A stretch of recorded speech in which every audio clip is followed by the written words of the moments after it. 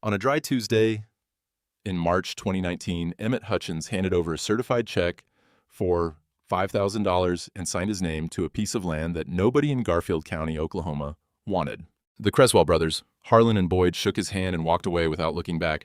Why would they? They'd just sold 200 acres of cracked, sun-bleached earth that hadn't produced a viable crop in 11 years. They'd sold it to a 61-year-old widower with a 10-year-old truck and a reputation for being, as the locals put it, too stubborn to know when to quit.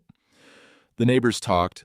The feed store had theories. The county assessor had already valued the land at less than the title fees. Not a single person thought Emmett had made a sound decision. And somewhere beneath that parched alkaline ground sat an underground water reserve so vast that independent hydrologists would eventually value it at $40 million. Nobody knew. Not the sellers, not the banks, not the neighbors. Nobody except eventually Emmett. If stories of ordinary people seeing what others miss inspire you, subscribe and join us. Tell us where you're watching from in the comments. Emmett Hutchins was not a romantic. He didn't talk about land the way people do in films. No poetry, no sunsets. He talked about soil pH, subsoil moisture, root depth, wind erosion, the kind of words that put most people to sleep and kept him up at night. He'd been farming since the age of 14 in Enid, Oklahoma. 47 years of watching seeds go into the ground and learning that not all of them come back. That kind of time doesn't make a man optimistic. It makes him patient. And patience in farming is worth more than money.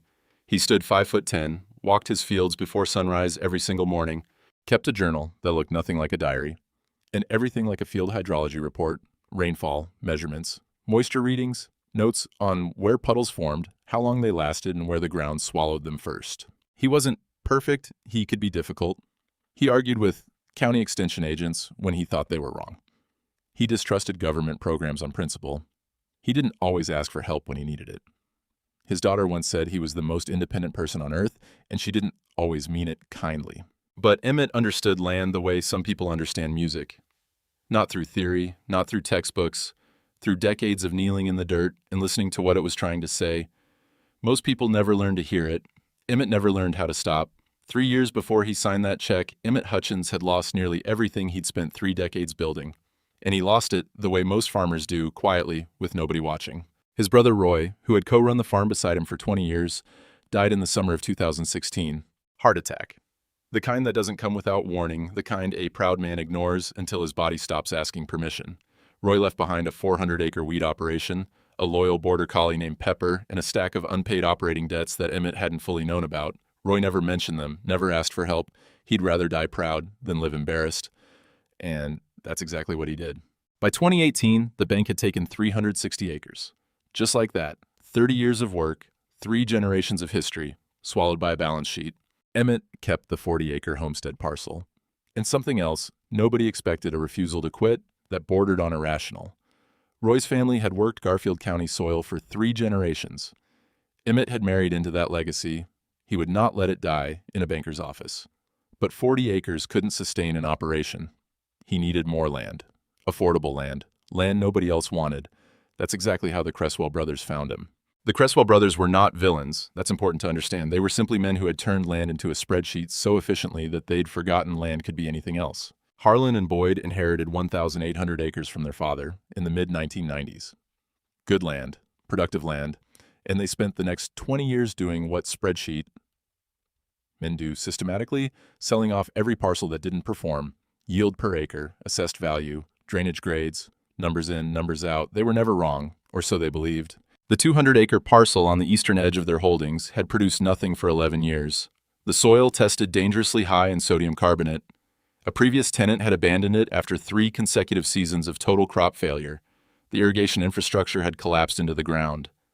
Even the native grasses, the toughest plants in Oklahoma, struggled to survive. They priced it at $5,000, not out of generosity. That was their honest, calculated assessment of what the land was worth. If anything, they thought they were being optimistic. When Emmett expressed interest, Boyd reportedly told his brother, "Let him have it, at least someone will stop asking us about it." They understood value by what they could see. They measured land by what it showed them on the surface. That was their $40 million mistake. By every visible measure, the land was exhausted. And not quietly exhausted. Aggressively, obviously, unmistakably dead.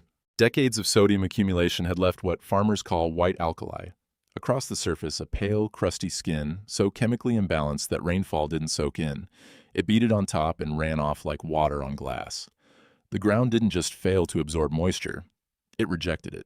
Where healthy clay holds water deep in its subsoil layers, this earth had baked itself into an impermeable hardpan just 18 inches down, a wall of compressed minerals that roots couldn't penetrate and water couldn't pass through. Nothing could grow in it, nothing could live in it. Nothing had tried in over a decade. The old irrigation ditches had silted shut and cracked beyond any reasonable repair. The single pond on the property had reduced to a muddy bowl ringed with white salt stains like a bathtub nobody had cleaned in years. The fencing was rusted through. On hot afternoons, the entire eastern boundary smelled faintly of dry minerals and failure. Emmett's neighbor, Curtis Fales, a man who had farmed the adjacent land for 40 years and had never once been accused of optimism, told him plainly the week after closing, "Emmett, I don't know what you're thinking. That ground won't grow a cactus." Emmett nodded politely, thanked him, didn't argue, didn't explain, didn't defend himself. The next morning at 5 o'clock, while the rest of the county was still sleeping, he walked the property alone, journal in one hand. A hand probe he kept behind the seat of his truck in the other. And that's when he noticed something that didn't belong. In the northeastern corner of the property, the lowest point where the terrain dipped gently toward an ancient unnamed creek bed, the ground behaved differently. Not dramatically, not in a way that would announce itself to anyone driving past, not in a way that a spreadsheet would catch or a satellite image would flag, but differently. Emmett noticed it the way only a man who has spent 47 years reading dirt would notice it. The surface cracking that defined every other section of the property was absent in that corner. Completely absent. The soil was subtly darker, not much, just enough to make a careful man stop walking and start wondering. And there was something else, something that made no sense at all. Despite 2 months without meaningful rainfall, a thin seam of volunteer grass traced the length of the old creek channel. Not dead grass, not dormant roots waiting for rain, living green, actively growing grass, the kind that requires consistent subsurface moisture to survive. A green thread stitched into pale cloth, a whisper of life in a place everyone had declared dead. Emmett crouched down, pressed his fingers into the soil. It gave, not like the hardpan everywhere else. He pulled out his hand probe and pushed it 18 inches straight down. The probe came up moist. Not from last month's rain. That had been 2 months ago and everything on the surface was bone dry. This was different. Moist in the way soil behaves when something beneath it is feeding it continuously from below. Slowly, persistently, invisibly. Emmett said nothing to anyone, not a single word. For 3 weeks straight, he walked that corner every morning before dawn, recorded every measurement, soil temperature, moisture depth, width of the green seam. He filled pages, and he began forming a question he wasn't yet ready to ask out loud. In April 2019, he picked up the phone and called Dr. Raymond Good, a hydrologist from Oklahoma State University he'd met at an agricultural extension conference several years before, a man who understood water the way Emmett understood soil. He read his measurements over the phone, every number, every observation, every detail from 3 weeks of silent investigation. There was a long pause on the line. The kind of pause that means something. "Emmett," Dr. Good said slowly, "I think you need to let me come look at that." What Emmett had stumbled upon, and what Dr. Raymond Good would spend the next 6 months confirming, was an aquifer recharge zone. Now let me explain what that means, because this is the moment where the entire story turns upside down. Aquifers are underground layers of permeable rock sediment or gravel that store and slowly release groundwater. They are invisible. They don't change the color of the sky above them. They don't announce themselves with signs or signals. But in low-lying areas where the geology is right, they do something remarkable. They push moisture upward through capillary action, keeping the soil above them quietly, persistently, invisibly damp, for decades. And here was the twist that nobody in Garfield County had ever considered.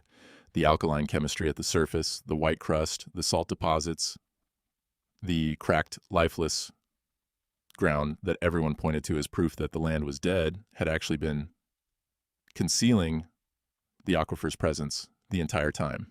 The sodium-heavy topsoil wasn't simply drought damage, it was the chemical signature of mineral-rich groundwater rising slowly from below, evaporating near the surface, and leaving its salt deposits behind like fingerprints.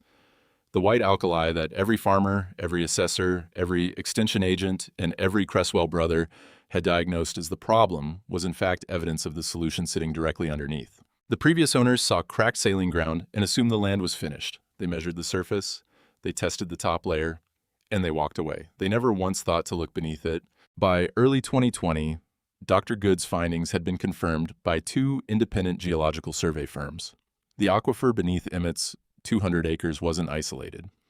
It connected to a significantly larger underground formation, one with the capacity to sustain major agricultural or municipal water supply for decades, in a region entering its fifth consecutive year of below-average rainfall.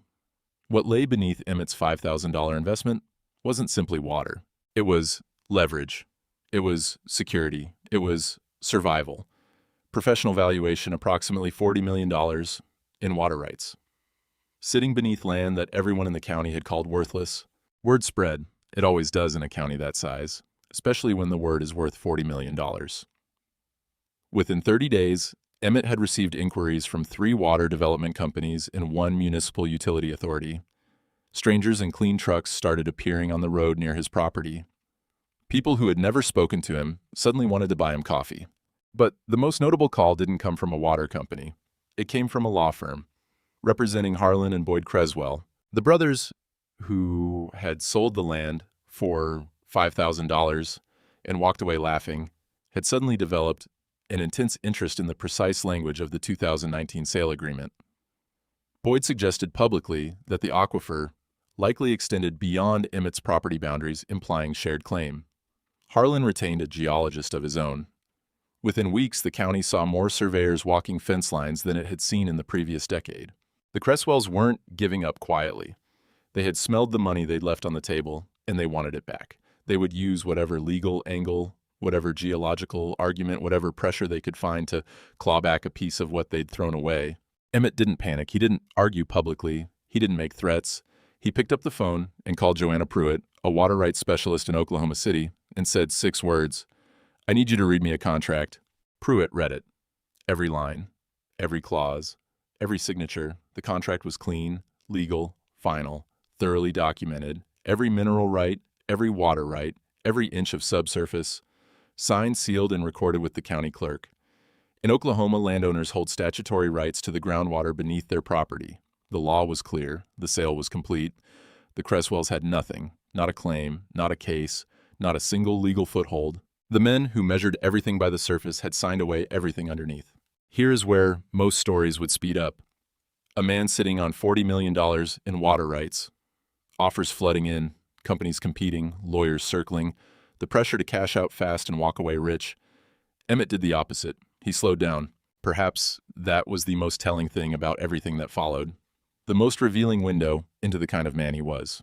While the rest of the county buzzed with rumors and numbers, Emmett did what he had always done. He studied, he measured, he asked questions nobody else thought to ask. He received offers, some of them enormous. The kind of numbers that would have made most people sign before the ink was dry. He consulted specialists, hydrologists, agricultural engineers, water law experts. He took time that most people in his position would have felt too anxious to take, and then he made his decision. He negotiated a long-term water access agreement with a regional agricultural water authority. Not a quick sale, not a cash out, a carefully structured deal designed to protect the aquifer's recharge rate cap extraction at sustainable levels and return revenue to Emmett for the lifetime of the agreement. He wasn't just protecting his investment, he was protecting the water itself.